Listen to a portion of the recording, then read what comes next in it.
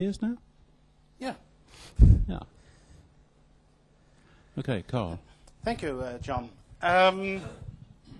In the program it says that this is a presentation by David Williams and myself. Here on the slide it has only my name. This means that whatever is correct in this presentation is jointly prepared by David and me, and whatever is wrong, that is done by me, myself alone. What is Serenata? Some of you know about Serenata, have been involved in it somehow, others know nothing. Can't possibly satisfy both of you in 20 minutes. So this presentation is for the uninitiated. The initiated will have other opportunities, for example in the final Serenata workshop in a few weeks' time. So start with the basics. What is Serenata? It is a study project. It is funded by the European Commission with almost €1 million, so it's a very big project. It's carried out by Terena, which is here, and Dante, which is there, the Technical University of Denmark, the Academia Europaea, and the European Science Foundation.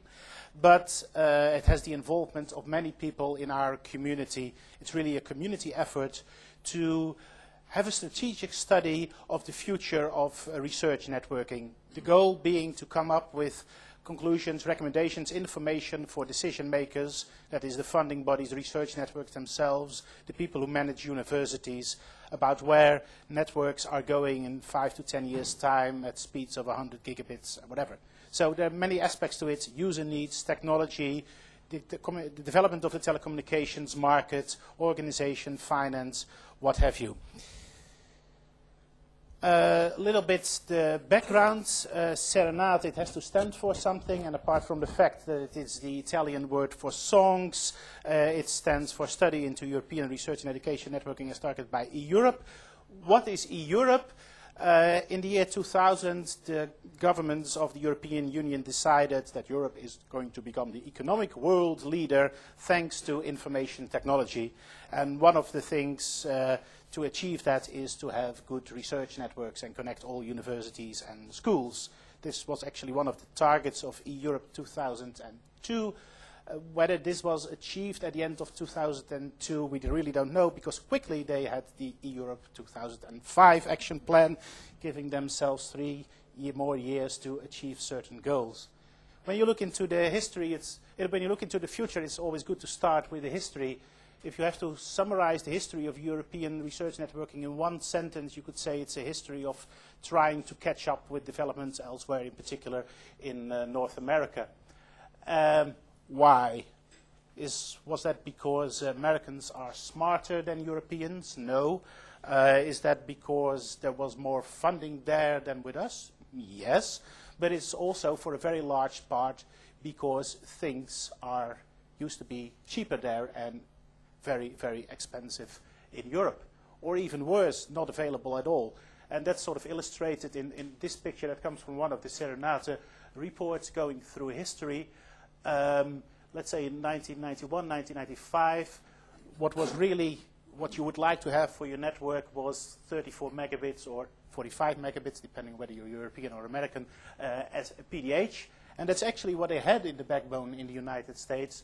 But the best you could get from your operators here was 2 megabits per second, because the other thing was too expensive, or they said, no, we're not selling that to you because you don't really need it. Trust us, we have 100 years of experience and you don't really need that. And it went on like that, always being one step behind. But there was a turn of the tables really in the year 2000, because you could say that nowadays the building blocks, the most advanced building blocks, are 10 gigabits per second DWDM. And that's what we have in Géant nowadays. Whereas Abilene is now in the process of upgrading from 2.5 to 10, which means that for the first time in history we have a case of the United States catching up with Europe. Just an illustration of that. More generally, you could say that Europe is not really lagging behind very much with other continents, and in some areas we're actually at the forefront of developments. The continental backbone that I just mentioned, also other topics like in this conference, IPv6, the middleware stuff. Middleware colleagues from the United States here keep saying to me that we're really leading, so I'll take their word for them. Grids, areas where there have been large investments. But the fact that we are at the forefront of development in certain areas is no reason to be complacent. It's maybe even more reason to look forward, because when you're at the forefront, that's the very moment that you can easily be overtaken by others, and looking over your shoulder all the time is not the best way to get quick progress. And also, of course, one of the nice things of being behind is that there's always an easy strategy, namely follow the example of the guy who is ahead of you. When you're at the front yourself, you have to think harder. And thinking harder, this is really what Serenate is about.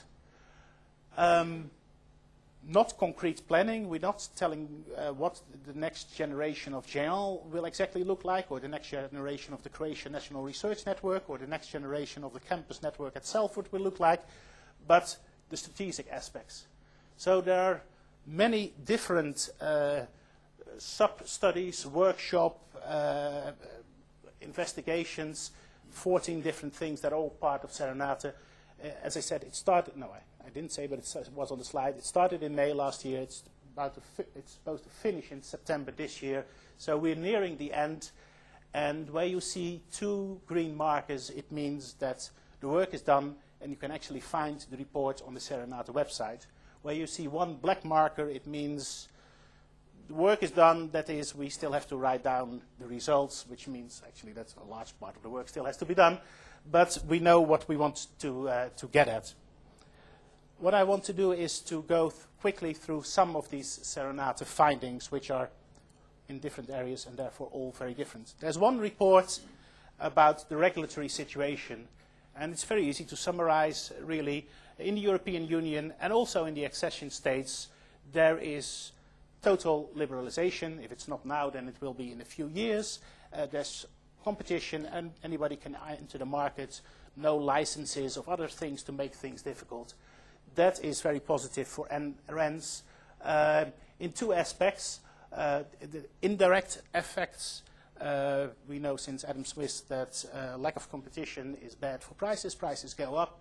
If you have good regulation, liberalization, you get competition, prices go down. Wonderful.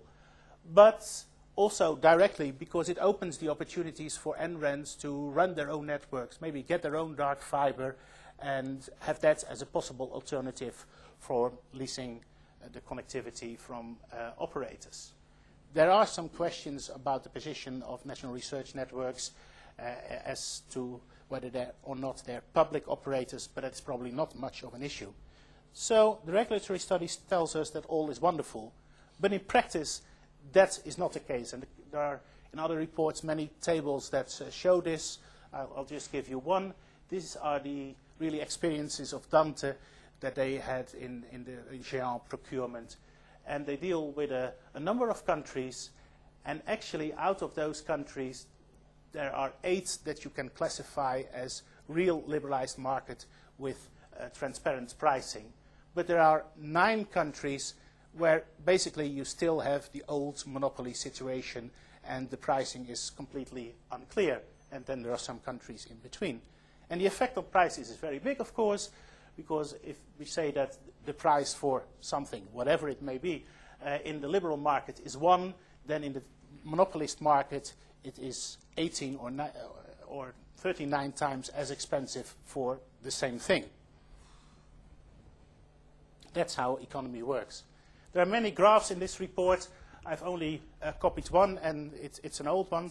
Many of you will have seen it, but it remains very interesting. These are the prices quoted to Dante for the various generations of the Trans-European backbone, starting from 96, going to 2000 and 2001. And this is the price in euro per megabits per second per year. And many years ago, this was the same price everywhere, namely 200,000 euros. Beware, this is a logarithmic scale, so it's really a dramatic effect what you see here.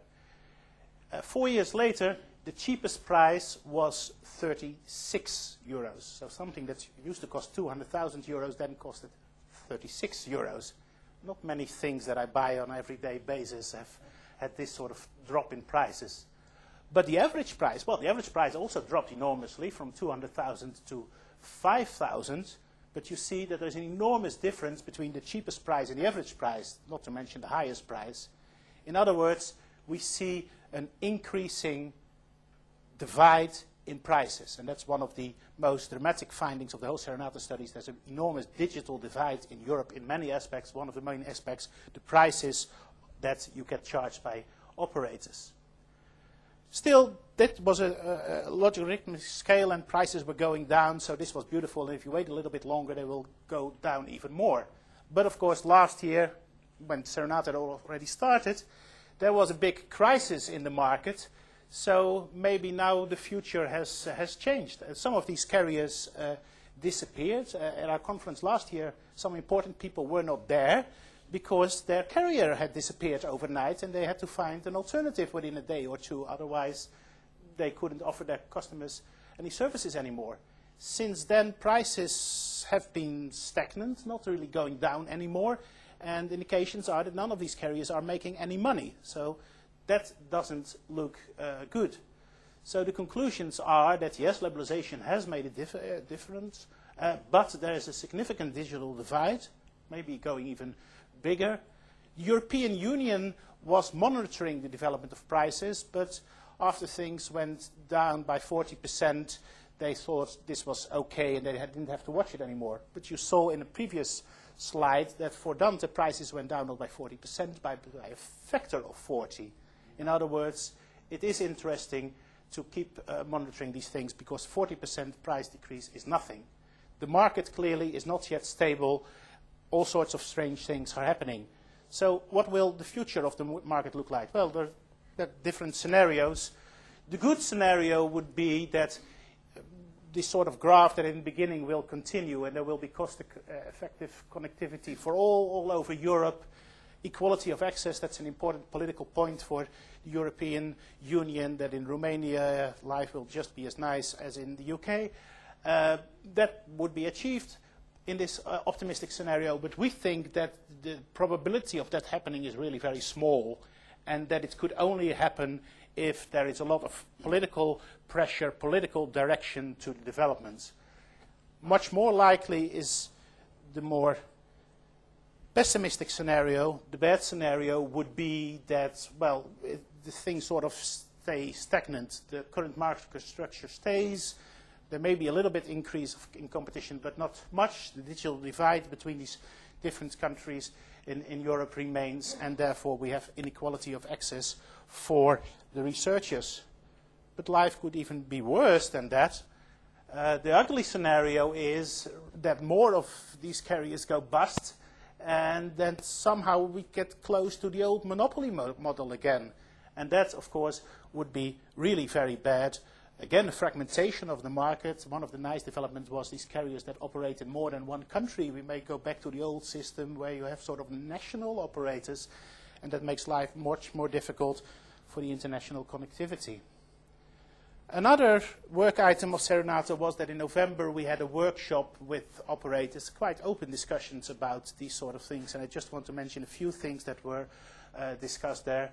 One of the things that we brought up from our side was that maybe we need a hybrid architecture. There are different classes of users. There are many users who actually don't need that much bandwidth and would be, even though they're a university professor or so, be quite satisfied with what basically is the equivalent of ADSL. But there is this very small class of users, not just the grid people, but also others, who have enormous requirements for bandwidth and also to a limited number of places. So maybe you need a hybrid architecture, which could be partly the return of the circuit switch. The operators have very little interest in going beyond 10 gigabits per second and offering that. We were the only ones who might be interested in that, they said. There are differing approaches to dark fiber. Can we buy dark fiber from you? Some said yes, that's part of our portfolio. Others said no, those are our crown jewels and you're never going to get them. It remains to be seen how that will develop. They thought that with liberalization in Eastern Europe, prices there would go down. But we really don't believe that because we don't see the competition coming. We also asked the question, who of you operators, there were 20 or so, who is really confident that your company is still in business as we know it next year? And nobody raised their hand.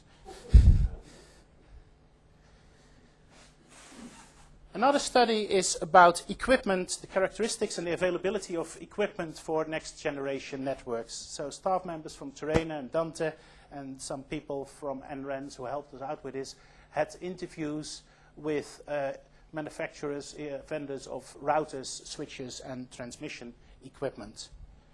And now we get a technical slide, and I really don't know what I'm talking about, but I see people in the room who could help me if you would ask a question about this. 10 gigabits per second, yes, that is there. 40 gigabits per second, that is not there. In a sense, it's only available now as 4 times 10. Interesting debate there. When this 40 gigabits will come first in the long haul or in the metro area. Different opinions about that. Some even say this 40 gigabits per second, don't think about it. 4 times 10 will always be cheaper. Okay. 80 gigabits per second, 160 gigabits per second, technically possible in the laboratory, but nowhere near deployment. The study makes a distinction as far as switches is concerned between optical cross-connects and photonic cross-connects. Optical cross-connects meaning that the signal goes from optical, electrical, optical, and the switching is in the electrical domain, and photonic being fully optical all the way. Routers and optical cross-connects are ready for operation in the next few years, and that's on track with what the NRENs need. One distinction being that routers are interoperable and the optical switches are not. Purely the photonic cross-connects at this moment are still very immature and are definitely not interoperable. And there are important developments in the transmission equipment, and that makes it possible for NRENs, in some cases at least, to have this do-it-yourself approach, have your own dark fiber, run your own network. Let me move to the next item. We had a very large questionnaire interviewing users, scientists, about their needs. We also had a workshop with them, and a lot of interesting results came out of that. Just a few points. The researchers are really satisfied with the development there has been in the past 5 years, find that networks have progressed a lot. When you ask them where is the bottleneck, intercontinental, international, national, regional, in the campus network, most of them say that the bottleneck is now in the campus network. So investment there are really important. There is really no difference in the expectations of researchers as far as different countries is concerned or different disciplines is concerned. All researchers in all countries, in all disciplines, feel they need a dramatic growth of the network facilities over the next couple of years. High bandwidth, whatever you call high bandwidth, but high bandwidth is being used in many disciplines. It's not just those high energy physics that we always think about, but other disciplines as well. And what was really very interesting was those people who responded by telling a short story of the completely new things, new ways of research you could do if you would have networks with gigabit capacity right to your desktop or whatever it is where you are sitting. Of course, grids, the radio astronomers, but also things that you don't hear so much about, like the people who work in earthquake prediction or even people who want to count the fish in the sea. So that's the work, that's a summary of the work that has been going on. We are right now in the stage where we are writing down some more reports, scenarios for the development of the infrastructure and the forecast there. We have also had, we're preparing a bundle of case studies about users outside the world of universities and research institutes, which looks to be very interesting, schools, libraries, museums, etc. We have a separate work item to write a report about these digital divide issues, which is pretty difficult topic, but we get a lot of information from the countries who are in danger of being on the wrong side of the digital divide. Last night we had a very long meeting with a number of them, and I think we can produce a good report on that with a number of recommendations. Remaining work items, I already mentioned in the beginning. In June there will be the final workshop where we will have some 100 people of all these different categories, stakeholders, around the table to sound out what the final recommendations should be. So what can I say at this moment in time about the final recommendations? Okay, that's still moving along, and we are writing some conclusions. In all countries, as I said, all researchers need more and better connectivity and better services. The digital divide between countries is a real problem. There's also a digital divide inside countries where you wouldn't expect it. So you have some anecdotal stories of University of Lancaster or the University of Canterbury where it's not so easy at all to get connectivity to as in other universities in England. It depends where you are, even in a very well-developed country. For the digital divide between countries, one recommendation will certainly be give these national research networks, recommendation of the government, give these national research networks dark fiber. Somehow, by hook or by crook, make that they get access to dark fiber. That is really the only way out if you're in a situation with an old-fashioned monopoly telecom operator. This do-it-yourself approach is then a real alternative, although there are some limitations about what the technology can do and what distances you can cover, etc. The inclusiveness of NRENs, serving other user communities than universities and higher education and researchers, can be important in small countries where you really need a larger user group than just the 1 or 2 or 3 universities in that country to have some critical mass to be able to run services. And the campus is the bottleneck, so investments will be needed at the campus level, which means that we have to raise awareness with the people who manage universities about how important that is, and we have to develop some scenarios for that. So that's what we're working on. As I said, many of the reports are available on the Serenata website. Others will be available in the Serenata website within the next few weeks. And officially at the end of September, maybe there will be a little bit of delay, this will all come together in one big final report with recommendations for the whole community. Thank you. Thank you very much, Carl. You've finished completely on time. If there are any questions, they'll be encroaching on Bert's time, so can we keep them short? David. Yeah, when the bottleneck in the campus is removed, that could have a considerable knock-on effect, couldn't it, on the backbone? Yes, I see David nodding, so the answer is apparently yes, I guess so. I mean, well, taking a philosophical attitude, there's always a bottleneck somewhere, and if you remove it in one place, then you get it somewhere else. And probably a couple of years ago, the campus networks were quite okay, and the bottleneck was probably in the international connectivity or international network. In the last few years, we have made enormous progress in the national network and international connectivity. We've gone from whatever it was, 34 megabits to gigabits. And yes, it's not surprising that you have a bottleneck in the campus networks now. But that's now the first thing to worry about. I wouldn't hold my breath. There are 30 countries in JAILD. There are, what, 3,000 institutions connected to it? Yeah. It's certainly not going to happen all at once. No. Okay, can we thank Carl once again? Thank you, Carl.